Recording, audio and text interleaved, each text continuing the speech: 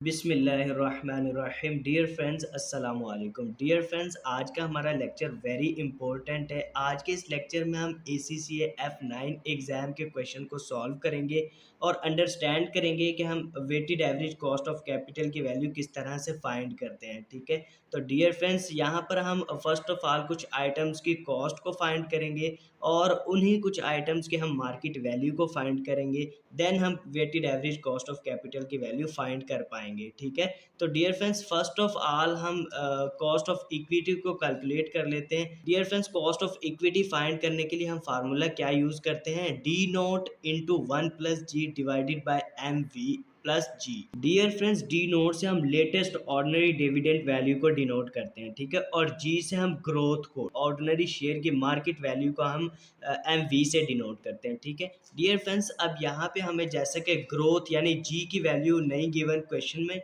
First of all हमें growth की value find करनी पड़ेगी। ठीक है डियर फ्रेंड्स, इसी हमें कैलकुलेशन के लिए यहाँ पे जैसा कि कुछ इन्फॉर्मेशन गिवन है, यानी कुछ ईयर्स की हमें dividend per share values given है। ठीक है, इन्हीं की बेस पे हम ग्रोथ वैल्यू फाइंड कर लेंगे। ठीक है डियर फ्रेंड्स, अब जैसे कि लेटेस्ट यानी 2012 में यहाँ पे ऑर्डिनरी डिविडेंड पर शेयर की वैल्यू क्या है? 36.3। और ओल्डेस्ट सबसे पुरानी value of dividend per share क्या है हमारे पास? 30.9। ठीक है डियर फ्रेंड्स, यहाँ पे हम लेटेस्ट ऑर्डिनरी डिविडेंड की वैल्यू को डिवाइड कर देंगे ओल्डेस्ट वैल्यू से और पावर हम यहाँ पे मेंशन कर देंगे 1 डिवाइडेड बाय 4। अब जैसे कि यहाँ पे 2008 से हम देखें तो 2012 तक हमारे पास कितने ईयर्स काउंट होते हैं? 4 ईयर, यानी इस वैल्यू को ग्रो होने में 4 साल लगे हैं, तो हम यहाँ पे 1 डिवाइडेड बाय 4 पावर मेंशन कर देंगे। ठीक है, -1। ठीक है dear friends, in the next step हम ग्रोथ वैल्यू को फाइंड कर लेंगे 0.041। ठीक है, और 4.1%। ठीक है, अब डियर फ्रेंड्स, हमने जी की वैल्यू फाइंड कर ली, जस्ट हम और बाकी ये ऑल वैल्यूज हमें गिवन है, तो इन ऑल वैल्यूज को हम पुट करते हैं इस फार्मूले में और कॉस्ट ऑफ इक्विटी फाइंड कर लेते हैं। ठीक है डियर फ्रेंड्स, यानी अब लेटेस्ट डिविडेंड वैल्यू जैसा कि हमारे पास क्या गिवन है, हमें यहाँ पे जैसा कि हम देख लें तो 36.3 सेंट्स। ठीक है, अब डियर फ्रेंड्स, ये जैसा कि हमें सेंट्स में वैल्यू गिवन है, तो इसे हम डॉलर में कन्वर्ट करेंगे तो 100 से डिवाइड कर देंगे। तो 100 से अगर हम डिवाइड करेंगे तो क्या वैल्यू फाइंड करते हैं? 0.363। ठीक है, वो हम यहाँ पे मेंशन कर देंगे into 1 as it is plus growth जैसा कि हमने अभी फाइंड किए 0.041, वो हम यहाँ पे मेंशन कर देंगे divided by market value of ordinary share की, जैसे कि हमें क्या गिवन है, ये रही हमारे पास current market value. Dear friends, हम डिनोट करेंगे यहाँ पे जैसे कि AMH company have ex dividend market value of 4.7। ठीक है, यानी current ex value. Dear friends, यहाँ पे हम मेंशन कर देंगे 4.7 को, प्लस जी भी हमने ग्रोथ जैसे कि फाइंड किया 0.04, वो हम यहाँ पे मेंशन कर देंगे। ठीक है, in the next step dear friends, हम कॉस्ट ऑफ इक्विटी की वैल्यू फाइंड कर लेंगे 0.121 और 12.1%। ठीक है, नेक्स्ट डियर फ्रेंड्स, अब हम प्रेफरेंस शेयर की वैल्यू फाइंड कर लेते हैं, कॉस्ट ऑफ प्रेफरेंस शेयर हम फाइंड कर लेते हैं नेक्स्ट। ठीक है, तो वो भी वेरी इजी है डियर फ्रेंड्स। प्रेफरेंस शेयर को फाइंड करने के लिए हम क्या फार्मूला यूज करते हैं? कॉस्ट ऑफ प्रेफरेंस शेयर को हम डिनोट करते हैं KP से, is equal to preferred dividend per share divided by current price of preference share. ठीक है, अब यहाँ पे डियर फ्रेंड्स, जैसा कि हम देखें तो ये हमें जैसे कि बैलेंस शीट में यानी 4% प्रेफरेंस शेयर। ठीक है, यानी 4% प्रेफर्ड है शेयर्स। ठीक है, तो यहाँ पे हम मेंशन करेंगे यहाँ पे 0.04, 4% को हम यानी डेसिमल में लिखेंगे तो 0.04 हमारे पास आ जाएगा। ठीक है, divided by current price of preference share. The preference share of AMH company are not redeemable and have market value of 40 cents. ठीक है, अब 40 सेंट को हम डॉलर में कन्वर्ट करेंगे तो क्या हमारे पास वैल्यू आएगी? 0.4। ठीक है, यानी 40 का हम डिवाइड करेंगे 100 से तो 0.4 वैल्यू आ जाएगी। ठीक है, अब in the next step dear friends, cost of preference share हम फाइंड कर लेंगे, यानी KP इज इक्वल टू 0.10 और 10%। ठीक है, यानी डियर फ्रेंड्स ऑल कॉस्ट्स को हम परसेंटेज में ही मेंशन करते हैं। अब नेक्स्ट हम लोन नोट कॉस्ट फाइंड यानी कॉस्ट ऑफ डेट की वैल्यू फाइंड कर लेते हैं। ठीक है, अब यहाँ पे जैसा कि डियर फ्रेंड्स क्लियरली गिवन है 7% loan note redeemable after 6 years, यानी टाइम भी गिवन है कि 6 ईयर्स और 7% लोन नोट। याद रहे डियर फ्रेंड्स, ये लोन नोट जो भी रिडीम होता है यानी ये पार वैल्यू यानी नॉमिनल वैल्यू पर ही रिडीम होता है। ठीक है, तो यहाँ पर जैसे कि अब नीचे देखें तो the 7% loan note are redeemable at a 5% premium, ये प्रीमियम यानी रिडम्शन जब होगी तो 5% प्रीमियम पर होगी, ठीक है, यानी पार वैल्यू में हम 5% और ऐड कर देंगे रिडम्शन के टाइम, ठीक है, to their nominal value of 100। Nominal value जैसा क्या है 100, तो 100 का अब हम 7% लेंगे जो कि रिडीमेबल है, ठीक है, बिफोर टैक्स। अब यहाँ पे जैसा कि मेंशन कर देते हैं, हम फर्स्ट ईयर को मेंशन कर देंगे 0, और नेक्स्ट डियर फ्रेंड्स 1 to 6, जैसा कि डियर फ्रेंड्स टाइम पीरियड भी गिवन है यहाँ पे और मेंशन है क्लियरली आफ्टर 6 ईयर्स, 6वें साल को हम अलहदा भी लिख लेंगे क्योंकि इस साल रिडम्शन भी होगी हमारी, ठीक है। तो डियर फ्रेंड्स अब जैसा कि 7% यानी 7 रिडीमेबल है, वो जो वैल्यू हमें गिवन थी वो बिफोर टैक्स थी, ठीक है। अब यहाँ पे जैसा कि हम देखें डियर फ्रेंड्स क्वेश्चन में, तो ये क्लियरली डिफाइंड है कि AMH company page corporation tax at an annual rate of 30% per year, ठीक है, 30% टैक्स रेट भी गिवन है। तो इसे हम माइनस कर देंगे इस रिडीमेबल वैल्यू में से, 7 में से माइनस किस तरह करेंगे, 7 × 1 माइनस 0.3 यानी 30%, इतनी वैल्यू हमारा लोन नोट रिडीम होगा 6 ईयर्स, ठीक है, वो हम मेंशन कर देंगे। In the next dear friends market value हम मेंशन कर देंगे, जैसे कि मार्केट वैल्यू भी हमें लोन नोट की गिवन है यहाँ 104.5 पर लोन नोट, ठीक है। तो ये हमारी मार्केट वैल्यू को हम 0 ईयर में ही रिकॉर्ड कर, अब रिडम्शन हमारे लास्ट ईयर यानी 6 ईयर में होगी रिडम्शन। अब जैसा कि डियर फ्रेंड्स यहाँ पे क्लियरली डिफाइंड है कि loan note are redeemable at a 5% premium to their nominal value of 100, यानी 100 पे 5% प्रीमियम भी मिलेगा हमें, ठीक है, यानी इस 100 में हम 5 का ऐड कर देंगे तो 105 हम रिडम्शन करेंगे 105 6 ईयर में। In the next dear friends यानी 0 ईयर में ये वैल्यू एज इट इज़ हमने लिख ली, और यहाँ पे 1 to 6 ईयर्स में ये वैल्यू एज इट इज़, उसके बाद 6 ईयर में ये एज इट इज़ वैल्यू आ गई। डियर फ्रेंड्स अब इन वैल्यूज़ पे हम दो ऐसे डिस्काउंट रेट अप्लाई करेंगे कि एक मरतबा हमारी एनपीवी यानी नेट प्रेजेंट वैल्यू नेगेटिव हो और वन टाइम हमारी एनपीवी वैल्यू पॉजिटिव आए, ठीक है। तो फर्स्ट हम 5% डिस्काउंट फैक्टर को अप्लाई करके देख लेते हैं, यानी 0 ईयर तो रेट हमारा 1 ही हुआ, और नेक्स्ट डियर फ्रेंड्स यानी 1 to 6 ईयर्स। अब यहाँ पे जैसे कि डियर फ्रेंड्स एन्युटी का फैक्टर अप्लाई करेंगे क्योंकि कंबाइंड एक से ज़्यादा ईयर्स का हमें इकट्ठा रेट फाइंड करना है, ठीक है। तो यहाँ पर एन्युटी फैक्टर अप्लाई करेंगे और ये रेट फाइंड कर लेंगे। किस तरह फाइंड करेंगे डियर फ्रेंड्स, वेरी सिंपल है, मैं आपको समझा देता हूँ यहाँ पे सेपरेटली। यहाँ पे डियर फ्रेंड्स हम समझ लेते हैं यहाँ पे हम किस तरह एन्युटी फैक्टर का फार्मूला अप्लाई करते हैं। डियर फ्रेंड्स एन्युटी फैक्टर का फार्मूला क्या है, यहाँ पे 1 और माइनस 1 + आर हमारे पास यानी रेट डिस्काउंट फैक्टर क्या है हमारे पास 0.05, वो हम मेंशन कर देते हैं यहाँ पे, ठीक है, कि पावर माइनस एन। अब यहाँ पे जैसा कि डिफरेंस 6 ईयर्स के लिए हम ये रेट फाइंड कर रहे हैं, जैसा कि 6 ईयर के लिए, तो एन हमारा क्या है यहाँ पे 6, ठीक है, वो हम मेंशन कर देंगे, डिवाइडेड बाय आर हमारे पास क्या है 0.05, ठीक है। इस वैल्यू का हम सॉल्व करेंगे, इस कैलकुलेशन को सॉल्व करेंगे तो हमारे पास डिफरेंस रेट आ जाएगा, यानी एनओटी रेट हम फाइंड कर लेंगे, यानी ये वाला रेट हम फाइंड कर लेंगे 5.076, ठीक है, यानी इस कैलकुलेशन को हम सॉल्व करेंगे तो यही रेट फाइंड कर पाएंगे, ठीक है।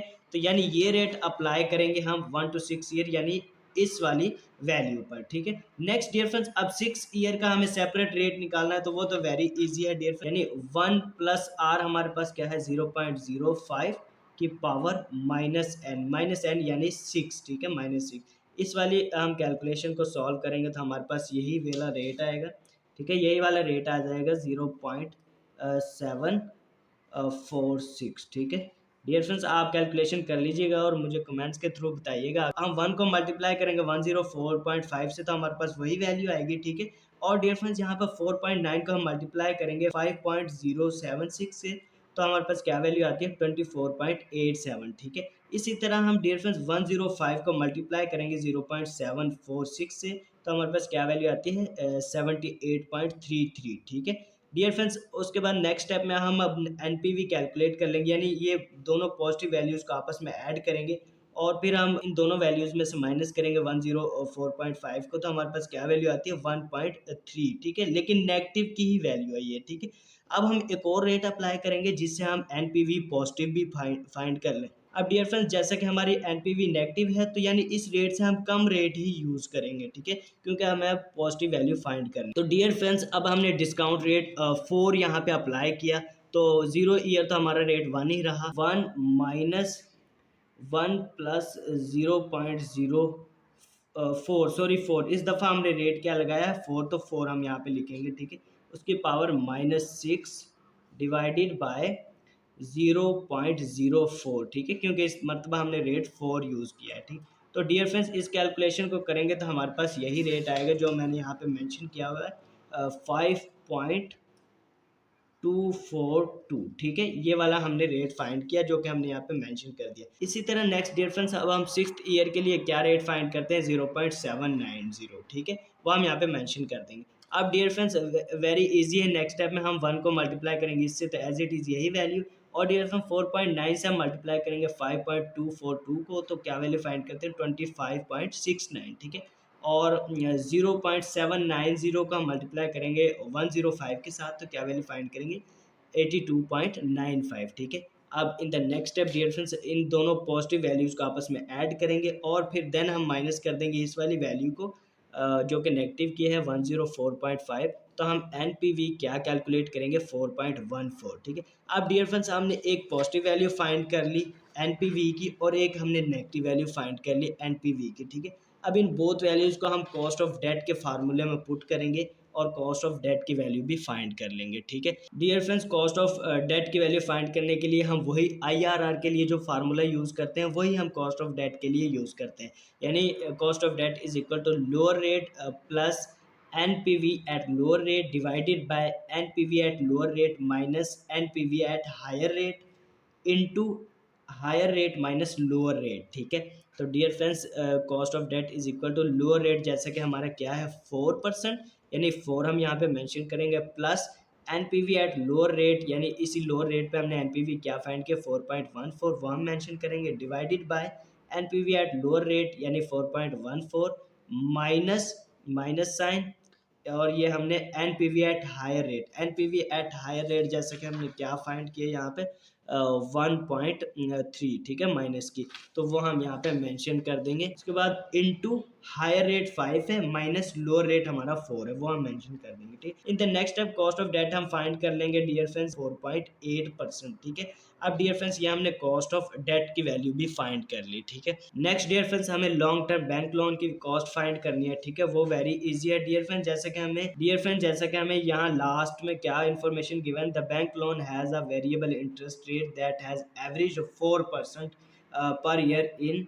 रिसेंट ईयर, ठीक है, यानी बैंक को हम इंटरेस्ट वगैरह पे कर रहे हैं, रेट कितना 4%, ठीक है। डियर फ्रेंड्स, यहाँ पे हम cost of debt of bank loan find कर लेंगे आफ्टर टैक्स, क्योंकि बिफोर टैक्स ही वो हमें गिवन है जो कि 4% है, ठीक है। तो डियर फ्रेंड्स, टैक्स जैसे कि हम 30% पे कर रहे हैं, तो डियर फ्रेंड्स 1 माइनस 0.3 इंटू 4%, तो हमारे पास क्या वैल्यू आती है 2.8%, ठीक है। ये हमने cost of debt of bank loan भी फाइंड कर ली, ठीक है। अब डियर फ्रेंड्स, हम मार्केट वैल्यूज़ फाइंड कर लेते हैं। मार्केट वैल्यूज़ फाइंड करना वेरी इजी है dear friends. First of all हम market value of equity find कर लेते हैं। Dear friends, market value of equity find करने के लिए हम क्या फार्मूला यूज़ करते हैं, ordinary shares divided by nominal value into market value, ठीक है। अब ऑर्डिनरी शेयर्स की वैल्यू जैसे कि यहाँ पे डियर फ्रेंड्स हमें क्या गिवन है 4000, ठीक है, 4000 हम यहाँ पे मेंशन कर देंगे एज इट इज, ठीक है। नॉमिनल वैल्यू यानी पार वैल्यू, ठीक है। अब ऑर्डिनरी शेयर की नॉमिनल वैल्यू जैसे कि हमें क्या गिवन है 50 सेंट्स यानी $0.5, ठीक है। तो 0.5 से हम डिवाइड कर देंगे, मल्टीप्लाई मार्केट वैल्यू। अब जैसा कि dear friends, current market value of ordinary share की क्या है 4.7, ठीक है। तो 4.7 से मल्टीप्लाई कर देंगे तो मार्केट वैल्यू हम इक्विटी की फाइंड कर लेंगे 37,600, ठीक है। इसी तरह हम प्रेफरेंस शेयर की अब मार्केट वैल्यू फाइंड कर लेते हैं। प्रेफरेंस शेयर की मार्केट वैल्यू किस तरह फाइंड करते हैं, preference share divided by nominal value into market value, यानी एज इट इज़ यही फार्मूला, इस दफ़ा बस हम प्रेफरेंस शेयर की ही वैल्यूज़ को यूज़ करेंगे। यानी प्रेफरेंस शेयर की वैल्यू जैसे कि हमें क्या गिवन है यहाँ पे मार्केट वैल्यू बैलेंस शीट में 3000, वो हम यहाँ पे मेंशन करेंगे, divided by nominal value. Nominal value जैसे कि प्रेफरेंस शेयर की हमें क्या गिवन है 1, ठीक है। तो 1 से डिवाइड कर देंगे और मल्टीप्लाई कर देंगे market value. Market value of preference share की जैसे कि हम यहाँ पे गिवन है 40 सेंट्स पर शेयर, ठीक है। प्रेफरेंस शेयर की ही मार्केट वैल्यू गिवन है 40 सेंट्स पर शेयर। अब 40 सेंट्स को हम डॉलर में करेंगे तो 0.4 हमारे पास वैल्यू आ जाएगी, उससे हम मल्टीप्लाई कर देंगे, ठीक है। इस तरह हम प्रेफरेंस शेयर की भी मार्केट वैल्यू फाइंड कर लेंगे 1200, ठीक है। नेक्स्ट डियर फ्रेंड्स, अब हम रिडीमेबल बॉन्ड यानी बॉन्ड की मार्केट वैल्यू फाइंड कर लेते हैं, डेट की मार्केट वैल्यू फाइंड कर लेते हैं। अब जैसे कि डेट की वैल्यू फाइंड करने के लिए हम क्या फार्मूला यूज करते हैं, redeemable bond divided by nominal value multiply by market value, ठीक है। यहाँ पे जैसे कि डियर फ्रेंड्स हमें रिडीमेबल बॉन्ड्स की यहाँ पे क्या वैल्यू गिवन 3000, ठीक है, वो हम यहाँ पे मेंशन कर देंगे, ठीक है। डिवाइडेड बाय नॉमिनल वैल्यू, जैसे कि बॉन्ड की हमें क्या गिवन है 100, ठीक है, तो 100 से हम डिवाइड कर देंगे, मल्टीप्लाई बाय मार्केट वैल्यू। अब मार्केट वैल्यू जैसा कि डियर फ्रेंड्स हमें इंटरेस्ट लोन नोट की क्या गिवन है 104.5 पर लोन नोट, ठीक है, ये मार्केट वैल्यू हमें गिवन है। तो इससे हम मल्टीप्लाई कर देंगे तो हम dear friends market value of redeemable bond भी फाइंड कर लेंगे 3135, ठीक है। In the next step dear friends हम अब लास्ट यानी बैंक लोन की भी बुक वैल्यू यानी मार्केट वैल्यू फाइंड कर लेते हैं। अब बैंक लोन की तो डियर फ्रेंड्स यहाँ पे जैसे कि हमें बैलेंस शीट में जो वैल्यू गिवन है जस्ट वही हमारी बुक वैल्यू ही हमारी मार्केट वैल्यू है बैंक लोन की, ठीक है। तो यहाँ पर जैसे कि लॉन्ग टर्म बैंक लोन की वैल्यू हमें 1000 गिवन है, यानी 1000 को ही हम यहाँ पे मेंशन कर देंगे, bank loan book value use करेंगे 1000, ठीक है। डियर फ्रेंड्स इस तरह हमने ये ऑल मार्केट वैल्यूज भी कैलकुलेट कर ली थी, यानी डियर फ्रेंड्स हमें कॉस्ट ऑफ कैपिटल की 4 आइटम्स गिवन थी, equity, preference share, redeemable bond और बैंक लोन, यानी इन ऑल आइटम्स की हमने मार्केट वैल्यू भी कैलकुलेट कर ली, ठीक है। ऑल 4 मार्केट वैल्यूज को हम आपस में ऐड करेंगे तो हम टोटल मार्केट वैल्यू फाइंड कर लेंगे 42,935, ठीक है। अब जस्ट डियर फ्रेंड्स हम वैक के फार्मूले में इन ऑल वैल्यूज को पुट करेंगे और वैक की वैल्यू फाइंड कर लेंगे, ठीक है। अब dear friends weighted average cost of capital यानी वैक का फार्मूला हम क्या यूज करेंगे, यानी डियर फ्रेंड्स ईच आइटम की कॉस्ट को हम उसकी मार्केट वैल्यू के साथ मल्टीप्लाई करेंगे और टोटल मार्केट वैल्यू से डिवाइड कर देंगे, ठीक है। अब जैसे कि इक्विटी की हमने मार्केट वैल्यू क्या फाइंड की है 37,600, ठीक है, ऐसे ही है ना। यहाँ पे जैसे कि हमने इक्विटी की ये रही मार्केट वैल्यू 37,600 ये फाइंड किए, इसे हम मल्टीप्लाई करेंगे कॉस्ट ऑफ इक्विटी के ही साथ, ठीक है। जैसे कि कॉस्ट ऑफ इक्विटी हमने क्या कैलकुलेट किया 12.1%, ठीक है, तो 12.1 के साथ हम मल्टीप्लाई कर देंगे और टोटल मार्केट वैल्यू यानी 42,935 से हम डिवाइड कर देंगे, ठीक है, प्लस का साइन लगाएंगे। नेक्स्ट डियर फ्रेंड्स अब यहाँ पे जैसे कि कॉस्ट ऑफ डेट हमने क्या कैलकुलेट किया है 4.8, ठीक है, जैसे कि ये रही हमारे पास कॉस्ट ऑफ डेट की वैल्यू हमने 4.8 कैलकुलेट की है, ठीक है। इसे हम मल्टीप्लाई कर देंगे मार्केट वैल्यू ऑफ डेट के साथ।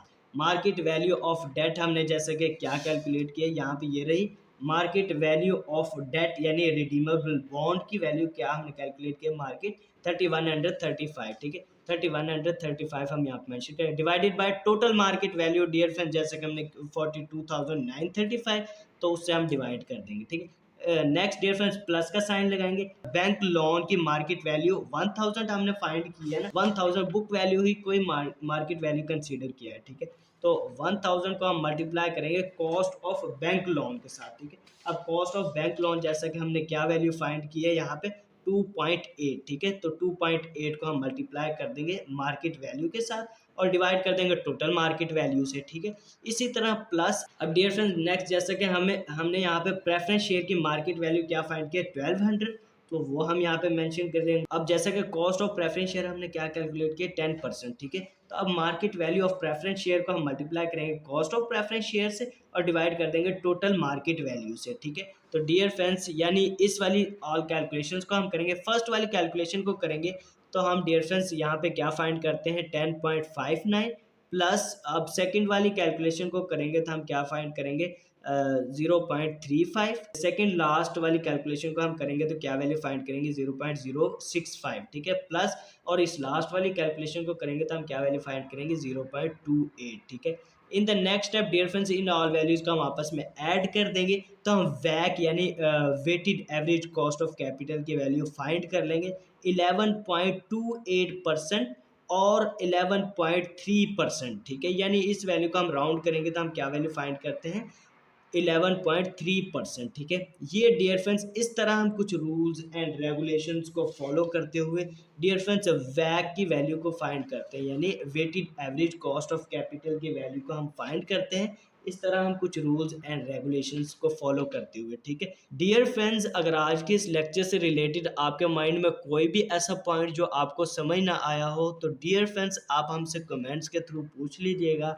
डियर फ्रेंड्स, अब आपसे एक छोटी सी रिक्वेस्ट है कि प्लीज़ हमारे इस चैनल को लाइक कीजिएगा, शेयर कीजिएगा और सब्सक्राइब कीजिएगा, और बेल आइकन को ऑल पर प्रेस कीजिएगा ताकि इसी तरह की इंफॉर्मेटिव वीडियोस का नोटिफिकेशन आपको बर वक्त पहुँचता रहे। डियर फ्रेंड्स, हमें नेक्स्ट वीडियो तक इजाज़त दीजिए। अल्लाह हाफिज़।